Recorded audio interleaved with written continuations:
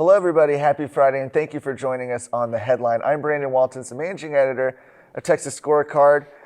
In just a moment, we're going to talk about paying at the gas pump. If you've filled up your car lately, you know that gas prices have been rising all across the nation, and Texas has not been immune to that. We'll talk about some possible solutions to that. But first, I sat down with Erin Anderson to talk about the debacle that is happening in Harris County elections and the ousting of their own elections administrator after they found 10,000 ballots that were unaccounted for. Check it out.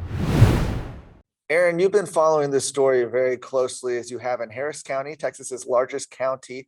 The elections administrator has now announced that she's going to be resigning after what was pretty much a disastrous primary election earlier this month. That's right, Brandon.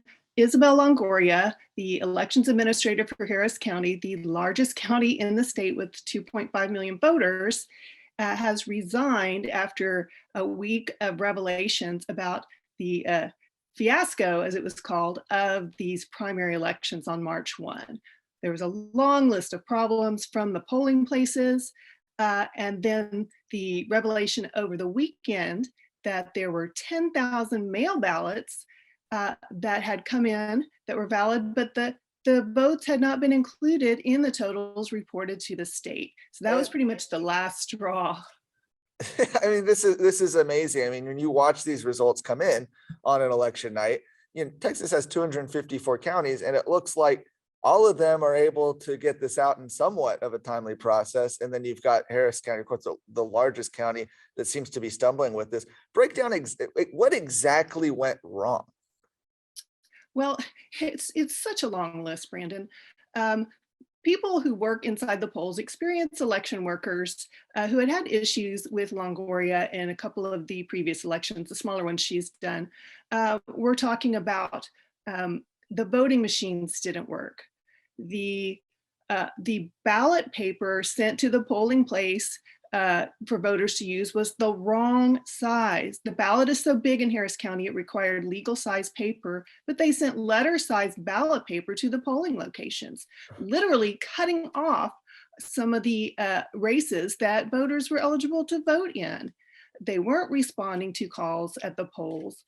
They had reassigned election workers without telling the parties, because remember, both parties, Democrat and Republican, they run the primaries, but they contract with the elections office to do the management. So it was mistakes and mismanagement and lack of communication all throughout, leading right up through election day. And you even have now some lawsuits that are even being talked about. A lot of frustration, predictably, from the Harris County Republican Party. Well, that's right, Brandon. The first rumblings came after Isabel Longoria said she simply wasn't going to be able to get the results turned in on time as required by state law. And as you know, as all 253 other counties were able to do, just blew by the deadline, didn't get the numbers in. So Republicans and Democrats in Harris County were already fuming. Then over the weekend, when they found out, and 10,000 mail ballots weren't even included in the count, Harris County Republican Party came out Monday morning with a lawsuit saying this is unacceptable. She's certainly not met the terms of the contract. She hasn't met the needs of the voters. We want this corrected. We want oversight. We want oversight going forward as long as this person is in charge of our elections. How did she even get in this position to begin with? I mean, you mentioned that the election administrator in this county is somebody who's not directly accountable to the voters, but rather is somebody who's appointed to this position. That's right. Harris County used to do what many other counties had traditionally done, which is divide election duties between the county clerk and the tax assessor. And those are both elected positions directly accountable to the voters. Well, late in 2020, the Harris County Commissioner's Court, which is dominated by Democrats, headed by County Judge Lena Hidalgo, decided they wanted to have an elections administrator. This is allowed for in state law. The county can make this change. They said, no, we want to switch now to an appointed elections administrator. Fine, but the person they selected that they appointed to this position had no experience at all in running elections. She was a partisan appointee, Isabel Longoria, and this is the result when you hire somebody with no experience to run elections in the largest county in the state. Do we see similar problems? I'm curious, happening in other cities or other counties rather that have an elections administrator? Well, it's not so much whether you have the administrator or the clerk, it's whether that person is competent to do the job. So Mhm. either setup can work. Now, granted, the clerk setup is more directly accountable to the voters, but you can have good and bad in both positions. So we see that across the state. But you certainly don't hire somebody with no experience running an election to just start doing it out of the box. Pretty soon as this stuff started to come out of Harris County, and we were finding out about these 10,000 unaccounted for ballots and so on and so forth. You had some on the left claiming that Senate Bill 1, referring to the omnibus election integrity bill passed by the state legislature last year, was somehow to blame for this. Is that true? Not true at all, because the problems, many of which I just recounted, had nothing to do with Senate Bill 1. Senate Bill 1 didn't say send the wrong ballot size paper to the polls. It didn't say send machines that don't work and then don't go fix them. It certainly didn't say don't bother to count 10,000 mail ballots. And in fact, a new provision from Senate Bill 1 created a sort of a reconciliation process that revealed that this had happened, that there was this mismatch between counted votes and mail ballots. Isabel Longoria simply overlooked it until the weekend following the election and said, "Oops, we forgot to count these ones." Amazing. So, last question before you go. What are voters, what are normal citizens supposed to do when they see this kind of activity taking place? Well, of course, it's really shaking the confidence of voters that these Mhm. elections are run well. The first thing I always tell voters to do is get involved in the process, right? When you're inside of it, you can see what's happening and how it's going. You have to report it to local officials. Obviously, the Harris County Republican Party, the Democrat Party too. Their elections were just as messed up in these primaries. So you have to report it to the party officials and right up on this to the state level and up to the Secretary of State to make sure that these things are being tracked and followed up on. And I will say that one of the big problems here is that even though Isabel Longoria has resigned, she made it effective July 1st. Therefore, there's two elections in May that she will still technically be in charge of, and that's something that that the parties are challenging as well. Absolutely. Well, we know we're going to continue to follow this. Thank you so much for the update. Thank you, Brandon. Well, gas prices are continuing to soar. I'm joined right now by Michael Sullivan, our publisher. Michael, have you filled up your truck lately? Oh, I did, and it was painful. I've got kids in college, and this was painful. I mean, we're seeing kind of record prices here. Texas, I think gas is now above $4 on average in Texas. That number is only going up. Yeah. And a lot of it's driven by federal policy right now, but there's also stuff we can probably be doing on the state level. But starting with the first part, you had a conversation earlier this week with somebody about exactly what the federal problem is. Yeah, so Kevin Sparks is the head of Discovery Operating. It's a family-owned, family-run oil and gas business in West Texas. Sparks is also the Republican nominee for Senate District 31. Right. Doesn't have an opponent in the general election, so he's kind of senator-elect basically now. But first and foremost, he's an oil and gas expert. And so sat down with him, driven in large part by what we heard Joe Biden say earlier in the week. Joe Biden said, my administration, the Democrats' policies, they have nothing to do with domestic energy production problems. It was crazy. Yeah, and let's check out a little clip from that interview. Kevin Sparks, thanks for being with us today. Appreciate it. Well, thanks for having me, Michael. And first of all, congratulations on winning your open seat primary. I know that's a lot of work for you and your family, and you had some really stiff competition. But congratulations on winning that race. But thank you. Although, quite frankly, given the mess that we see building around the country, maybe congratulations isn't exactly the right word at this particular moment. We just played that clip from Joe Biden. So how about it from your perspective? Have the policies of the Democrats and the Biden administration, have they held back domestic energy production?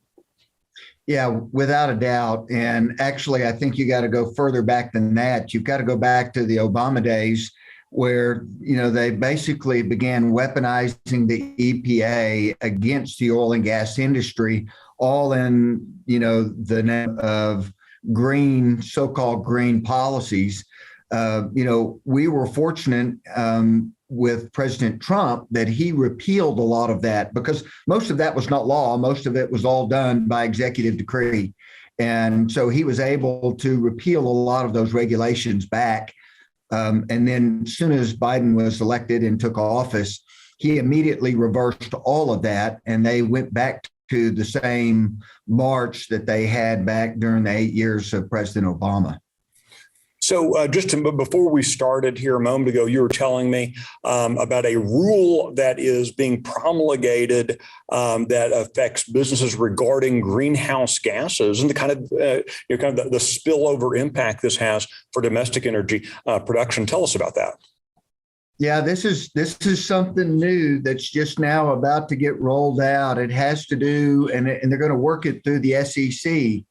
And it has to do with ESG and reporting requirements by U.S. publicly traded companies, where they're going to have to start estimating the amount of greenhouse gases that they either emit, or even that their partners or suppliers emit. And that's all in the name, once again, in the name of this whole trying to completely really wipe out any use of hydrocarbon as a fuel.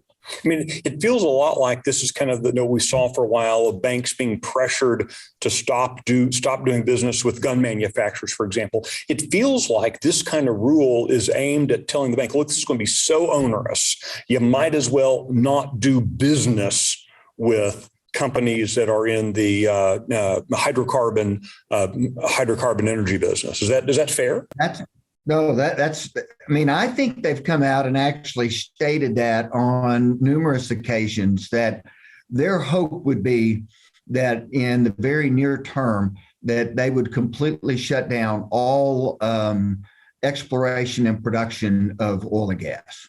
Okay, so what policies should be adopted? What policies should be pursued if we're going to encourage domestic energy production, if we're going to encourage energy independence? What are the policies that we should be promoting? Well, I mean, it's pretty much just the exact opposite, right? It's policies that are going to allow companies to go out and drill and explore and produce all facets of oil and gas. And, I would argue that the state of Texas is much better suited for overseeing all of that, overseeing that it's done prudently, responsibly, environmentally safe, all of those things, much more so than the federal government. And you can see the full conversation at texasscorecard.com, and a lot of good information there. But you've got that federal issue, right, where it looks like the Biden administration is sort of relinquishing, saying, oh, we can't do anything. At the same time, though, you're seeing some states take action to at least temporarily give a little bit of a reprieve to taxpayers' wallets. Yeah, you're seeing Georgia and Maryland and a couple other states have put a pause on the collection of their state gas tax, which in Texas that's 20 cents. So on the one hand you get this, oh well, gosh, it's only 20 cents. Well, yeah, when you're looking at at the price, that is significant when you go to fill up your vehicle for at the beginning of the week or something. But then you also have folks saying, oh well, gosh, we can't do that. The governor can't suspend a law. The governor can. Well, we just spent 2 years of the governor suspending laws. We're not just suspending laws, kind of creating laws, right? Creating laws and everything else. So of course then that brings up that then gosh, let's have a special session then. Sure. But clearly no one wants to do that in terms of the legislature. I think a lot of Texans would like to get relief wherever they can find it. And I think it's one of those issues, right, where you compare it to some of the controversial executive actions we've seen, right? Think of business closures and all that. When you compare it to, hey, let's suspend maybe for a couple months the 20-cent gas tax, I don't know how much opposition you're going to hear from Texas taxpayers on a plan like that. Yeah, I mean, if you just track the issue on social media, you find a lot of taxpayers saying, "Oh, any relief we can get right now would be great." What we are seeing, though, are legislators, Republicans and Democrats, who are saying, "Oh, well, gosh, we need this critical, money coming in to fund our road construction." But as this fellow noted this morning in an email to me, I said, "Well, gosh, what's the good of having nice roads if we can't afford to drive on them?" That's not a bad point. That's a really good point. I think last I looked, that tax brings in about $4 billion, which is a lot, but it's actually, in the grand scheme of the Texas budget, is not actually really all that much. Not even all that money goes directly to transportation. Right. I think if most people were thinking about, could we make some cuts somewhere else in the state budget? I think not most a people, penny. Nothing can be cut anywhere. Most kind of normal people who aren't inside the Capitol would say, I think we could probably make that work. But of course, in state government specifically, you see, it would be almost impossible to do. You mentioned, executive orders. We're coming up this Sunday on a pretty important anniversary. So Sunday, March 13th is going to be the 2-year anniversary of the public declaration of emergency. Essentially, when Governor Greg Abbott issued a state of emergency over COVID-19. Now, I was looking back actually this week as I was looking at this, and it was interesting. When that order was signed, there were 39 cases of COVID in Texas that had been diagnosed at that point. What we have seen is that this order, which is statutorily has to expire in 30 days, has been extended now, 23, 24 times, right, for the last 2 years. And it's been the basis for not just lockdowns, mask mandates, and such, but also it's also been the basis for some of the work to push back then against some of the local mask mandates and stuff. And now you've got a lawmaker, Brian Slayton, saying enough is enough. We need to end this. Yeah, look, I mean, we were told, it was funny, you shared with a group of us, Brandon, a picture that you took at the governor's press conference announcing the order. And you guys are jam-packed into that room. It was very funny. You think that was 2 years ago today, we'd all be horrified. We've all been conditioned to be horrified at such a thought. Be all jam-packed in there. And and what was the motto back then? 2 weeks to slow the spread, to flatten the curve, whatever. I think that if we had all known then, this was going to be 2 years of rewriting the economy, rewriting the power structure in government. I think people would have rebelled. Instead, we all thought, well, gosh, 2.5 weeks, we can all, we're in it together. And what we learned, and I think Mr. Slayton is pointing to is, we weren't all in it together. You saw small businesses closed down by Governor Greg Abbott's order while their competing big box and national chain stores were allowed to stay open.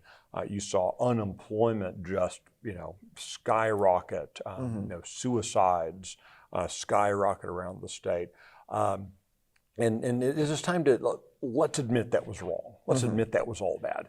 And I think that Mr. Slayton calling on the governor to end this, kind of charade of emergency status is a good step to let's just stop this now. But what about the argument you hear that, if we were to get rid of this emergency order right now, you could then see local governments instituting these, because we've got kind of, in a weird, complicated situation, we've got executive orders that seek to prevent local governments from instituting their own harsher mandates. I mean, it's all kind of a confusing patchwork right now. And a lot of people look at that and say, oh, well, maybe we need it. Well, look, I mean, we have seen this over the past 9 months where Governor Abbott kind of realizing the politics of what he did, and he signs an order saying that schools can't do mask mandates. Well, all the schools ignored them. The schools rushed to embrace his first mandate of mandating things and ordering things and restricting things. But when it came to limiting their power, they wanted nothing to do with this latest order. And so you've had 9 months of that now. So certainly, I think if Governor Abbott ended the state of emergency, you would see some local entities try to play these games, which just highlights the point that the Republican Party of Texas and a lot of activists around the state have been making for 2 years. Bring in the legislature. State Representative Briscoe Cain pointed out, as related to the gas tax, but pointed out kind of generally, the state constitution is clear. The governor doesn't have the authority to do any of this stuff. That's and the yet legislature. The legislature and the courts have let him get away with it. And so apparently we need to clarify that no means no, and calling in the legislature would be a good way to do that. Yeah, well, I think it's interesting you say calling in the legislature. The fact of the matter is that last year the legislature was here for 3 special sessions and a regular session. I mean, they were here for 8 months or so, and none of this got addressed. Right, completely. They all ignored it. They didn't want to have anything to do with addressing this. You had a couple of them, like Brian Slayton, but for the most part, they just didn't want to do it. And you can't help but think some of it's a little bit of political fear. Oh no, doing the right thing, maybe that's not a good thing to do. Some of it is weakness. Oh, I don't want to be the guy who's standing up to the governor, standing up to the power. No, it's just better to hide in the background. I'll let someone else take the arrows.